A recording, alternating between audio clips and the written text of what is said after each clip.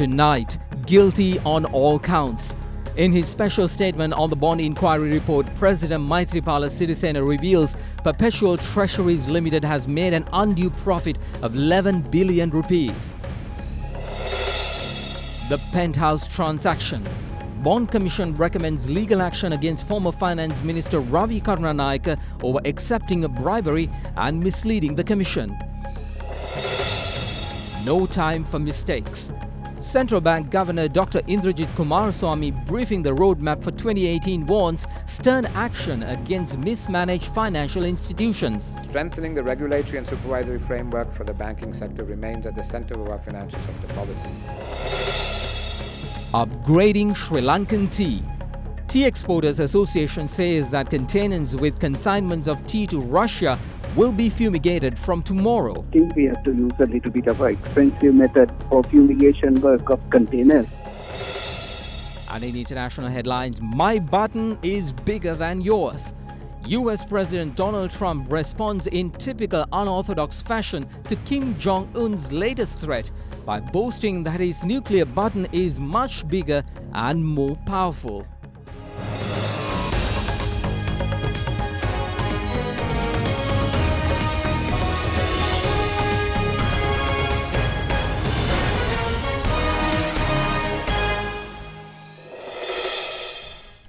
Good evening and welcome to First at 9 on Other Derana 24/7. I'm Maish Johnny. We want to welcome all our viewers joining us across Sri Lanka and around the world. Let's begin tonight with our lead story. The probe into the central bank bond transaction reveals that Perpetual Treasuries Limited made an undue profit of over 11 billion rupees, while transactions of which 8.5 billion was gained through institutions of the state sector, while the remainder came from the private sector.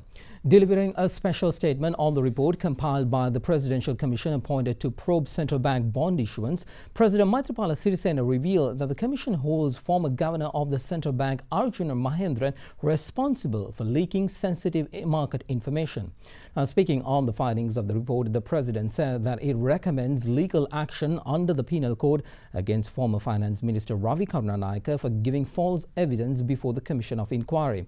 The Commission of Inquiry investigated central bank bond issuance from the 1st of February in 2015 through to the 31st of March in 2016. It further recommends that the central bank conduct a forensic audit on similar fraudulent transactions related to treasury bond issuance between the period of 2008 to 2015. I wish to make a statement on the final report of the Presidential Commission of Inquiry into the issue of treasury bonds of the Central Bank of Sri Lanka, which was appointed by me taking into consideration the opinion of the people regarding allegations of corrupt practices and misdeeds during the period of 2015 and 2016. The Commission is of the opinion that similar incidents as revealed in the Commission report has happened even in 2008. The Commission has submitted a full report covering the period of 2015 and 2016, comprising 1,257 pages, and it is not an interim report.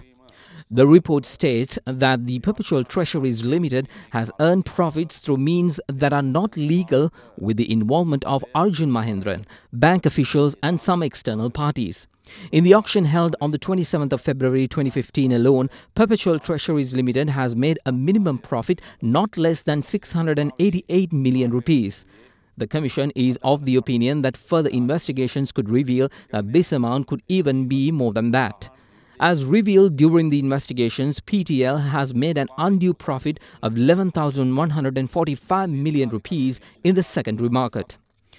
In this, EPF and other government institutions has lost more than 8,529 million rupees or 8.5 billion rupees. It states that senior officials of the central bank were inactive before the former governor of Central Bank Arjun Mahendran. The report states that such false decisions have been made because these officers had become inactive. Arjun Mahendran has made interferences into treasury bond auctions through a process of incorrect and unconventional methods, and he was responsible for providing internal information to outsiders. The report further states that the Honourable Prime Minister's responsibility in the appointment of Arjun Mahendran as governor to the central bank was proper. The Commission is of the opinion that the Prime Minister made his statement in Parliament believing in the facts presented by Mahendran and a person called Samarasire. The report also says that the Prime Minister should not have done that. The Commission states that, moreover, these facts were before the COPE committee and the Prime Minister had not taken the proper action against Mahendran. The Commission reports refers to the allegations against former Finance Minister Ravi Karunanayake regarding the payment of rent for the penthouse apartment belonging to Aloysius family and their Walt and Rowe company, and stated that Karunanayake was responsible for it and recommended that the government should take necessary action against Ravi Karunanayake under the section of bribery and corruption and further legal action under the penal codes for providing false evidence before the Commission. The report recommends that legal action against relevant persons and officials who are responsible for the fraud, including Perpetual Treasuries Limited, Arjun Aloysius and Kasun Palisena, should be taken. Accordingly, the government is in consultation with legal authorities. Considering the recommendations of the Commission, the government recommends adopting a new Monetary Law Act in order to avoid this kind of malpractices in the central bank in future. The existing legal provisions are old and need to be replaced. I have already submitted a copy of the Commission report to the Attorney General, and he will identify the persons against who legal action must be taken and initiate necessary criminal or civil legal action to implement the recommendations of the Commission. I urge the Justice Ministry and the Attorney General to take early steps to draft the 3 bills proposed by the Commission, present them to Parliament in order to make required changes at the Central Bank to ensure such corrupt practices, frauds and malpractices would not take place in the future. The Perpetual Treasuries Limited has made this profit of 11,145 million rupees within a short period of 5 months. Finally, I would like to mention that this final report must be presented to the Parliament, and through this initiative, the report must be open to the public. ඒ අනුව මහජනයාට විවෘත වාර්තාවක් බවට පත් කිරීමටත් අදාළ කටයුතු විධිමත්ව හා නීත්‍යානුකූලව සිදු කිරීමට ඉදිරියේදී කඩිනමින් ඒ අවශ්‍ය කටයුතු වන බව. The cabinet has granted approval for the government to obtain up to $3 billion in Sri Lanka development bonds and raise funds up to $2 billion through the issuance of international sovereign bonds under the public borrowing program for 2018. This was revealed at the cabinet media briefing held in Colombo today. The Cabinet approved proposals for the issuance of Sri Lanka development bonds and international sovereign bonds under the public borrowing program for 2018. The maximum borrowing limit for this year is 1,893 billion rupees, out of which 580 billion rupees is to be obtained from foreign sources. Thereby, it was decided to obtain up to $3 billion, approximately 456 billion rupees, via the offer of Sri Lanka development bonds. Meanwhile, a proposal pertaining to the issuance of international sovereign bonds under the public borrowing program of 2018 was approved by the Cabinet. Through the program, it was decided to obtain funds up to $2 billion via the issuance of international sovereign bonds. Both proposals were put forward by Minister of Finance and Mass Media Mangala Samaravira. Meanwhile, Cabinet co-spokesperson responded to questions raised by journalists on other matters. A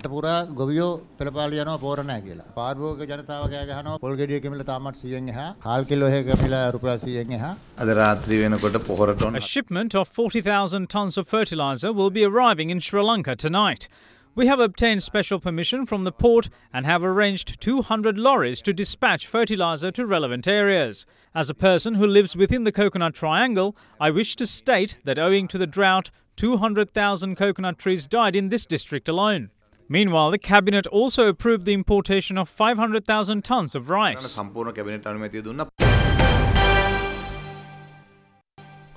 Police announces that 24 cases of election law violations have been reported in the run-up to the upcoming local government election. Meanwhile, the number of arrests made pertaining to election law flouting now stands at 59. A special meeting was held between former President Mahinda Rajapaksa and the members of the joint opposition and the Sri Lanka Podujana Perumuna regarding the upcoming local government election. The meeting was held at the office of the former president at Nelum Mawatha in Battaramulla. Meanwhile, a meeting was held between all United National Party candidates in the local government election and party's national leader Prime Minister Ranil Wickremesinghe at the party headquarters Sirikota this morning. Several UMP parliamentarians and ministers also attended the meeting. Election laws dictate that putting up of propaganda posters and cutouts are limited to one election office per division.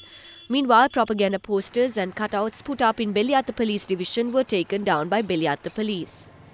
An awareness program on election law was worked off for contestants of Hatton Urban Council and Abagamuwa Pradeshiya Sabha at the Hatton police station this morning. They were informed on election propaganda bills and the use of loudspeakers during their campaigns.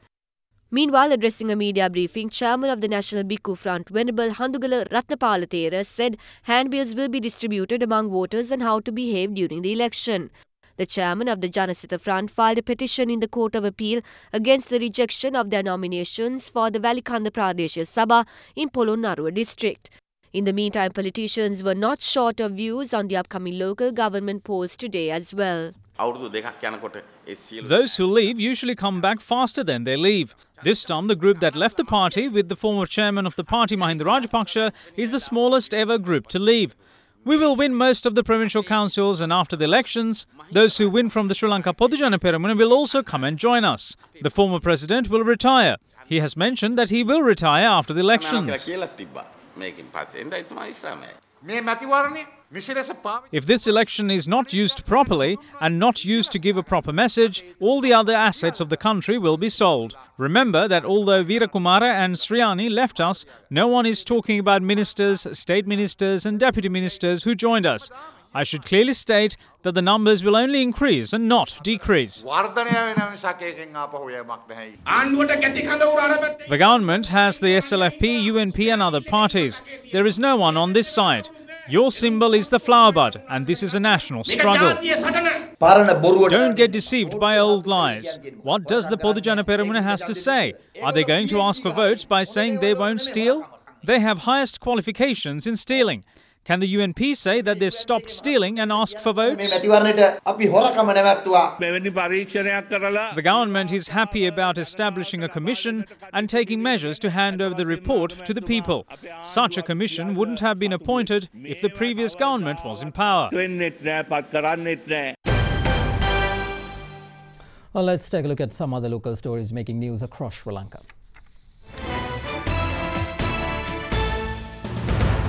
A special team of wildlife officials left Colombo to capture the leopard which attacked 7 estate workers in Hatton. The Nallatanni Wildlife Office in Hatton said that a special operation to capture the leopard yesterday extended into the night. The injured were admitted to the Dikoya Base Hospital and were later transferred to the Navalapitiya Base Hospital for further treatment. The police arrested a woman who is suspected to have abated the shooting which took place at Naglagang Street in Grand Pass last evening. Meanwhile, an operation is underway to arrest the individuals who carried out the shooting. 4 persons who were injured in the incident is currently receiving treatment at the Colombo National Hospital. The 2 Grama Seva officers who were in possession of 2 pendants allegedly made from the ivory of the murdered tusker Galgamuya Dalaputtua was released on conditional bail today. The bail was granted by the Mahava Magistrates Court. Furthermore, the court granted permission to conduct DNA tests on the pendants to ascertain their origin. Sri Lanka's Police Narcotics Bureau seized a total of 332.5 kilograms of heroin worth an estimated 9.9 billion rupees last year. Furthermore, 29,690 suspects were arrested along with the heroin, while 36 of them being foreign nationals.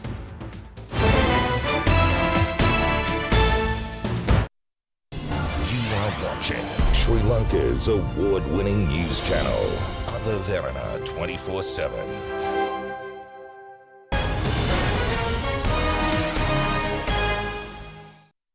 Welcome back everyone. In more local stories, Minister of Health Dr. Rajitha Senaratne says that India assisted the Suvasaria 1990 emergency ambulance service will be merged with an emergency service that is to be introduced by German Foundation in Sri Lanka. The Minister of Health said this at an event where the agreement for the second phase of the Suvasaria 1990 ambulance service was inked at Temple Trees.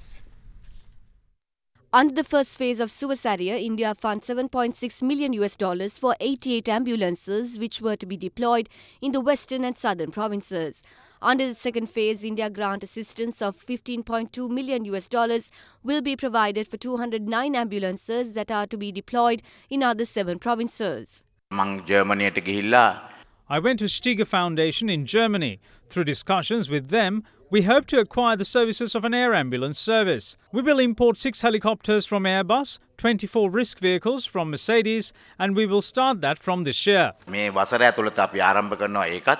Mr. Ganjendran ekka I discussed with you how to combine this and how to monitor this and to have a GPS system to monitor the entire fleet of ambulances, helicopters and risk vehicles and to use them in the proper manner. This is an example of how India joins hands with its dear and near partner Sri Lanka to cooperate in projects based on Sri Lanka's own choices and priorities for development. The project has created several hundred jobs and will continue to create many more local jobs. The classic features of any development story are job creation, technology transfer, and innovation. This project is a comprehensive mix of all. The future of our two great nations is built by leaders who look ahead. All we need is the determination to grow together. Saving any life, a single life is a success story. When you save thousands of lives, just imagine what you have achieved. So all I can say is thank you to Prime Minister Modi and the Indian government, because now we have an efficient ambulance service which from today onwards will enable us to serve the whole country. 2 provinces, Western and Southern, have seen the benefits, and people wanted this service extended to the whole country. It's a good example of the cooperation, the close cooperation that goes on between our two countries. But these are services that you won't find in many other developed Western countries. You are watching Sri Lanka's premier news channel, Other Derana 24/7.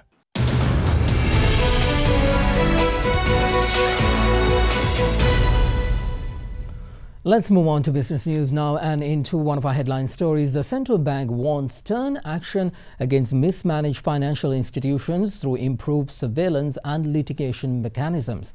Announcing the central bank's roadmap for 2018 this morning, Governor Dr. Indrajit Kumaraswamy pointed out that strengthening the regulatory and supervisory framework for the banking sector remains at the center of central bank's financial sector policies.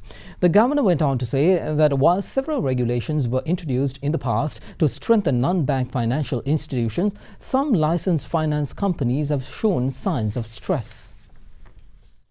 The central bank's 11th roadmap theme, Monetary and Financial Sector Policies for 2018 and beyond, was presented by CBSL Governor Dr. Indrajit Kumaraswamy this morning. The governor said although 2017 was a challenging year, significant progress through policy measures were made on many fronts, resulting in the restoration of macroeconomic stability and trending of the economy in the right direction. We've also seen an increased inflow of FDI in 2017, and we expect FDI to gain momentum through the commencement of the Hambantota Industrial Zone and the continuation of the Port City project. With these developments on the external front, the central bank was able to build official reserves, as I said, up to $7.95 billion at the end of the year. We will continue to focus more on non-debt creating financial flows and building up reserves. The Board of Investment has estimated FDI to have reached $1.5 billion in 2017. That is an important milestone and could possibly be a turning point in FDI inflows. We expect annual FDI flows of $2 to $3 billion in the coming years, in the medium term. Going forward, the central bank says improved policy framework will enable the increase of the resilience of the economy. The roadmap highlights that one of an effective flexible inflation targeting framework will improve capacity to deliver price stability. We are making steady progress in terms of stabilizing the economy. However, on the growth side, we are likely to end up with an annual growth figure of a shade under 4%, which is disappointing. But we expect growth to pick up somewhere between 5 to 5.5% next year. And the reasons for that is the tailwind from the global economy. Our major markets in the US and Europe are doing well, and we've got the restoration of GSP Plus should really kick in even more next year. And of course, we're coming off a very low base as far as the agricultural sector is concerned, which has experienced negative growth in the course of 2017. Under the proposed FIT framework, the central bank will aim to preserve price stability of the economy by targeting an inflation range of 4 to 6%. We believe that this target range is desirable for a country like ours in view of the vulnerability of the economy to supply or external shocks. He went on to say that Central Bank achieved a landmark outcome in 2017 with the country's banking sector accounting for over 10 trillion rupees in assets. The non-bank financial institutions sector meanwhile accounts for over 1 trillion rupees in assets. Over the last 5 years, while the banking sector has grown approximately by 15%, non-bank financial institutions sector has grown approximately by 20%. But that is changing. We have 50 institutions. That's just too many for the volume of business that we have. This reiterates the need for continued strengthening of the existing regulatory framework of NBFIs to ensure the soundness of the sector and contain its spillover effects on the whole system. It should be mentioned that in addition to the board of directors, the senior management of these institutions are also equally responsible for the operations of the institutions. The central bank will not hesitate to implement the legal provisions against errant senior management if warranted in the interest of depositors. We are going to be much more aggressive and proactive in the way we regulate. In the past, the philosophy has been that we should not allow any institution to fail, and we tried to put institutions on life support, and we tended to prolong the process as much as we could. We're now going to be much more proactive. We're not going to feel shy about liquidating institutions. We are introducing a methodology which will give us a traffic light system. There will be certain ratios which will trigger off the amber lights, and once those are triggered, we will then begin to regulate very aggressively. The Tea Exporters Association acknowledged that private exporters have agreed to adhere to export guidelines set out by the Sri Lanka Tea Board. Speaking to First at 9, Chairman of the Tea Exporters Association, Jayantha Karunaratne, said that containers with consignments of tea to Russia will be fumigated from tomorrow. The Sri Lanka Tea Board issued a communique to all tea exporters today on the guidelines and procedures to be followed prior to export. Sri Lanka suffered a temporary restriction imposed on tea exports and other agro-products to Russia from the 18th to the 30th of December after an insect known as the Capra beetle was found in the packaging of one of the tea consignments. According to the communique issued by the Sri Lanka Tea Board today, further measures have been taken to strengthen assurance of quality in response to current issues identified in the world trade and to protect the reputation of Ceylon tea. Thereby, each export container from all registered exporters of tea are expected to be subjected to thorough cleaning and fumigation as per the guidelines and regulations of the National Plant Quarantine Service of Sri Lanka. The communique added that fumigation should be undertaken only by agencies registered with the National Plant Quarantine Service. These measures were taken following negotiations between the Sri Lanka Tea Board delegation and the Russell Kotsnadzor officials on the 25th of December. Sri Lanka assured that it would take stringent measures to further strengthen the current phytosanitary procedures to avoid any repetition of contamination. Furthermore, a team of technical experts from Russia is to visit Sri Lanka during this month to examine plant quarantine procedures in the island. Speaking to First at 9, Director General of the Department of Agriculture, Dr. Rohan Vijaykoon says that mandatory fumigation of containers of tea exports to Russia will commence from tomorrow. These containers will be fumigated by the private sector exporters, and the quarantine system, that's my officers, they will inspect and monitor the entire fumigation and the inspection system. So exporters will do the fumigation, then the quarantine system of my department will monitor the fumigation system. So that is the latest, and we are about to start from tomorrow, because now there are 3-4 containers to go to Russia from tomorrow. Meanwhile, speaking to First at 9, Chairman of the Tea Exporters Association, Jayantha Karunaratne, said advanced technology may have to be used to carry out fumigation work. We need to get our containers fumigated before loading the goods for shipment. And also we need to be careful of selecting containers. And also we need to submit samples of products what we intend loading. We need to submit it to the quarantine department for for us to get the certification. And also they have said that they will visit our factories for random checks for them to inspect our factories to verify the quarantine and the standard of our factory standards for packing tea for shipments to Russia. There is a little bit of expenses for us. I think we have to use a little bit of an expensive method for fumigation work of containers, and also maybe it might take a little longer period for fumigation work. Let's take you to the stock market now. The Colombo Bourse continued to close in positive territory with the support of price appreciations in several blue chips such as John Keel's Holdings, Ceylon Tobacco Company, Lanka Oryx Leasing and Sampath Bank. The ASPI gained 52.23 to close at 6,463.50, while the S&P SL20 index gained 40.22 to close at 3,742.85. Turnover was 638 million rupees. Meanwhile, foreign participation accounted for 39% of market activity and foreign investors ended as net buyers of 191 million rupees.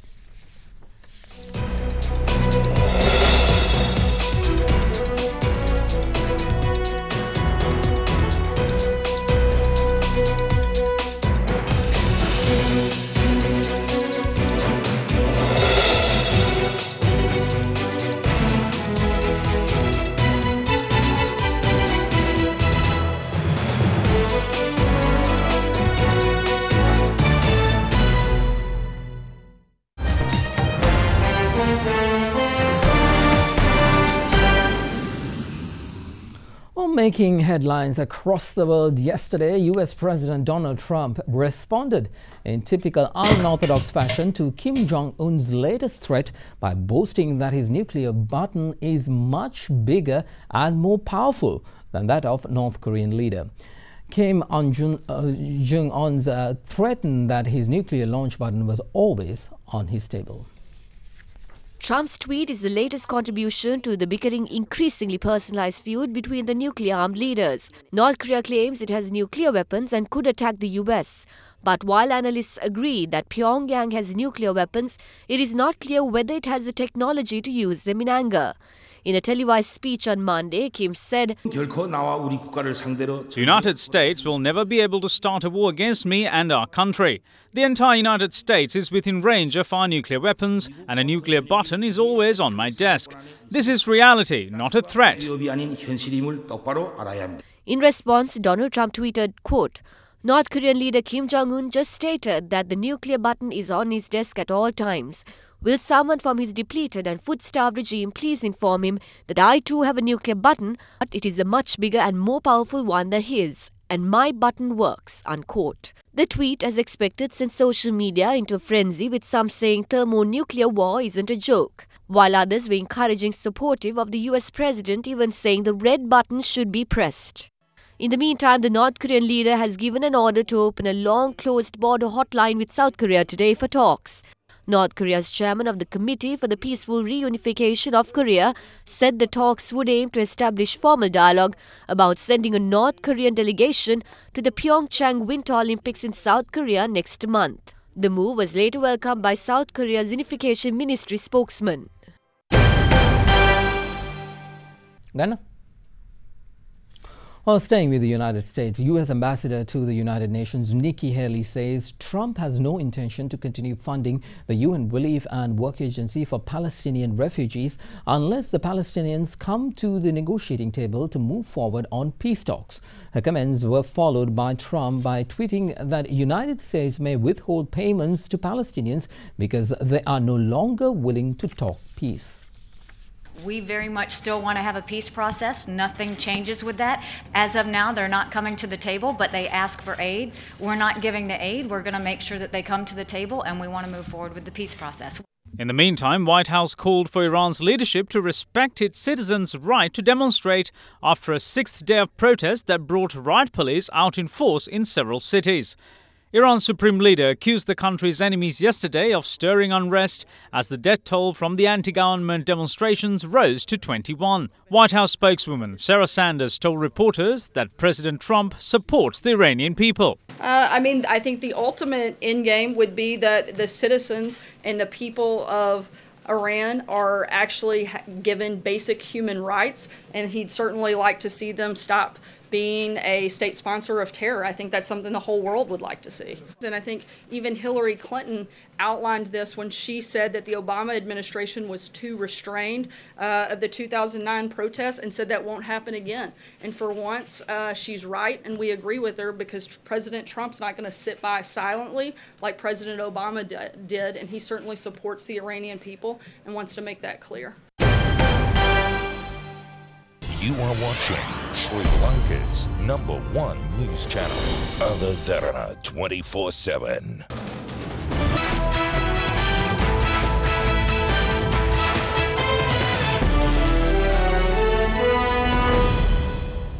On to sports now. Sri Lanka's final 15-man squad for the tour of Bangladesh, set to get underway on the 17th of this month, is expected to be named in the near future. Following a dismal during the tour of India across all three formats, there is much talk of a change in the captaincy in the one-day international team. Sri Lanka's 23-man squad for the upcoming tri-series with Bangladesh and Zimbabwe is currently training under new head coach Chandika Hathurusinghe. With Sri Lanka coming off second best in the one-day series with India, general consensus is that Thisara Perera, who led the side, will lose his captaincy. In recent interview with an online media outlet, chairman of selectors Graham Labroy said there could be a change to the ODI captaincy. He added that former captain Angelo Matthew as well as Test captain Dinesh Chandimal were considered for the captaincy of the one-day side. Meanwhile, Minister of Sports Siri Jayasekara was quizzed at the cabinet media briefing over the matter. When the minister was asked whether a change in captaincy could be expected since Thisara Perera couldn't meet expectations, he replied that the head coach will make a decision following discussions with the board.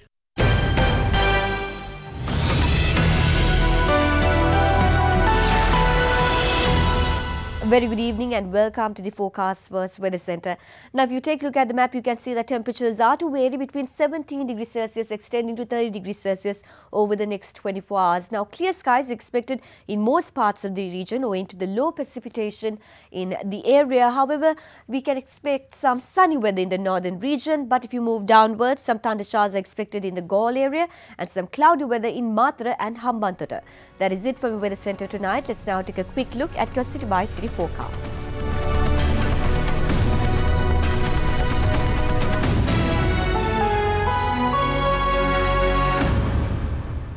And that is a part of your world tonight right here on Other Derana 24/7. Indi Viryamohatha will return tomorrow first at 9. Be sure to join her then. When you have the time, make sure you connect with us on Facebook by going to facebook.com/first@9. Also on Twitter at twitter.com/first@9. But before we wrap things up, we would like to take you to the world-famous Horden Plains in Ohio. The plateau at an altitude of 2,300 meters is rich in biodiversity and many species found here are endemic to the region. Thank you for joining us. Good night.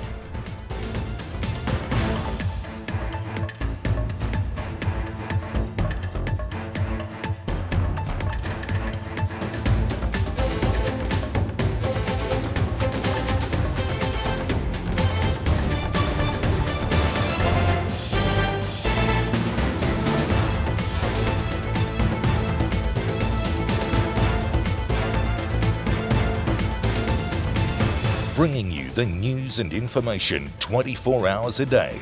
This is Sri Lanka's premier news channel, Other Derana 24/7.